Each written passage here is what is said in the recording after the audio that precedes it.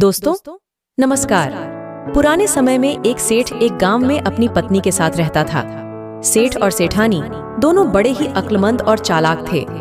कई सालों बाद सेठ की पत्नी के भाभी को लड़का पैदा हुआ तो सेठ की पत्नी ने सेठ से अपने मायके जाने की इच्छा जताई। दोस्तों, कहानी बहुत ही मनोरंजक होने वाली है, इसलिए आपसे एक छोटा सा निवेदन है, कृपया चैनल को सब्सक्राइब अवश्य कर लेना और लाइक भी कर देना। दोस्तों, सेठ भी यह समाचार सुनकर बहुत खुश था। उसने भी अपनी पत्नी को मायके जाने की हाँ भर दी। सेठ ने अपनी सेठानी के लिए कुछ सोने गहने भी बनवाए। सेठानी अपने सारे गहने पहनकर मायके के लिए सफर पर चलने के लिए तैयार हो गई। सेठानी जब घर से निकलने लगी तो सेठ ने कहा, तुम ये कंगन और गले का हार उतारकर थैले में डाल लो, रास्ते में कुछ भी हो सकता है, इसी में तुम्हारी भलाई है। सेठानी बोली, अरे मेरे भतीजा हुआ है, इतने दिनों के बाद भाई भाभी के पास जा रही हूँ, कोई देखेगा तो क्या कहेगा, और यदि गहने पहन कर गई तो इसमें तुम्हारा ही मान सम्मान बढ़ेगा। ये सब बोलकर सेठानी घर से चल पड़ी। कुछ दूर चलने के बाद ही उसके पीछे दो ठग लग गए। दोनों ही ठग चालबाज और ठगी में माहिर थे। अकेली औरत समझकर वे अपने काम को अंजाम देने की तरकीब सोचने लगे। एक ठग जल्दी जल्दी चल करके सेठानी के पास आया और पूछने लगा, बहन कहाँ जा रही हो? सेठानी ने कहा, अपने मायके जा रही हूँ। तब ठग बोला, कहाँ है तुम्हारा मायका? उसने कहा, बेगमपुरा, शहर के पास एक गांव है, वही मेरा मायका है। ये सुनकर दूसरा ठग बोला, ये तो बड़ी अच्छी बात है, हम भी उधर ही जा रहे हैं। सेठानी ने कहा, ये तो और भी अच्छी बात है, एक से भले दो और दो से भले तीन। तब एक ठग बोला, बहन कोई कहानी ही सुना दो जिससे थकान महसूस ना हो और सफर भी जल्दी कट जाए। सेठानी बोली, मुझे ऐसी कोई कहानी नहीं आती, तुम ही सुना दो। तब दूसरा ठग बोला, ठीक है, हम सुना देंगे, मगर एक शर्त है। सेठानी ने कहा, कैसी शर्त है? तब ठग बोला, अगर तुमने हमारी कहानी को झूठ कहा तो हम तुम्हारे कंगन उतार लेंगे। सेठानी को अब समझते देर न लगी कि ये मुझे ठगने के इरादे से साथ चल रहे हैं। सेठानी अब और अधिक सावधान हो गई थी और बोली, मुझे तुम्हारी शर्त मंजूर है, तुम कहानी सुनाओ।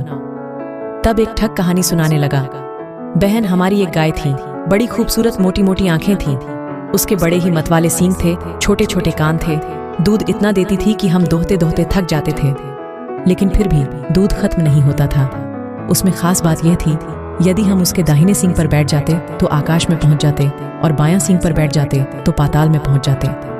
फिर दुर्भाग्यवश क्या हुआ कि जब दूसरा विश्व युद्ध हुआ तो एक गोली सनसनाती हुई आई और हमारी गाय के पेट पर जा लगी। वह बेचारी तड़प तड़प कर मर गई। सेठानी बोली, तुम्हारी गाय के मरने का मुझे बड़ा दुख हुआ। ठग ने सोचा कि तीर निशाने पर नहीं लगा।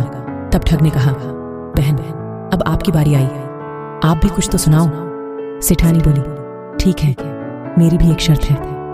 ठग बोले, क्या शर्त है? सेठानी बोली, अगर तुमने मेरी कहानी को गलत माना तो तुम मुझे 200 रुपए दोगे। दोनों ठग खुश होकर बोले, हमें मंजूर है। सेठानी ने कहा, सुनो तो मेरे भाइयों, जब मेरा विवाह हुआ तो दहेज में मेरे पिता ने मुझे एक बैल दिया था। बड़ा ही अच्छा और खानदानी बैल था, किसी को कुछ नहीं कहता था। एक बार तालाब पर एक दूसरा बैल उससे लड़ने लगा। ऐसा लड़ा कि हमारे बैल के माथे पर अच्छा खासा जख्म हो गया। हमने उसके बहुत से इलाज कराए मगर वह जख्म ठीक नहीं हुआ। खुशकिस्मती हमारी कि एक बार एक बिनोला एक आंधी में उसके जख्म पर आ गिरा।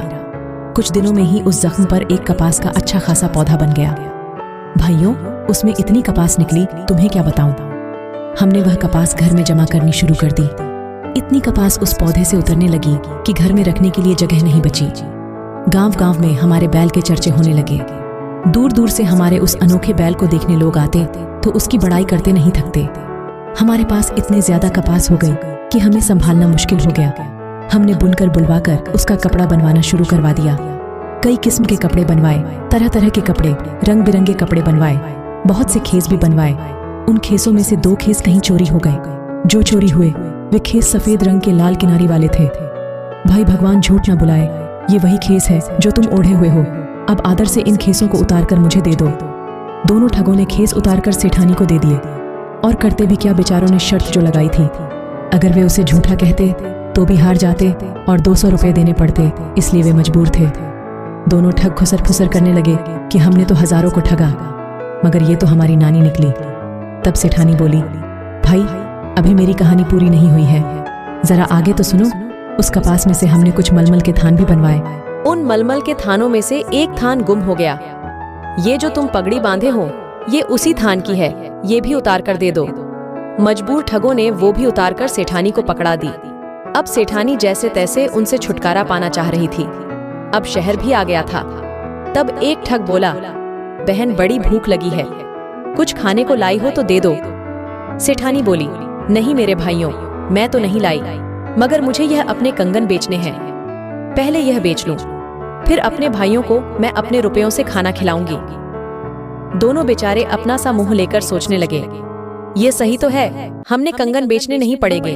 अब ये कंगन बेच दे तो पैसे भी इसके पास आ जाएंगे, फिर कोई दांव चलाकर इसके गहने और पैसे हथिया लेंगे। शहर में पहुंचे तो बड़ी चहल पहल थी। सेठानी की नजर एक सुनार की दुकान पर पड़ी। तब सेठानी बोली, भाई तुम यहाँ बैठो, मैं अपने कंगन बेचकर अभी आती हूँ, फिर तीनों ही किसी अच्छे से होटल पर बैठकर खाना खाएंगे। दोनों ठग सुनार की दुकान के बाहर बैठ गए और सेठानी दुकान के अंदर चली गई। सुनार ने कहा, क्या चाहिए आपको?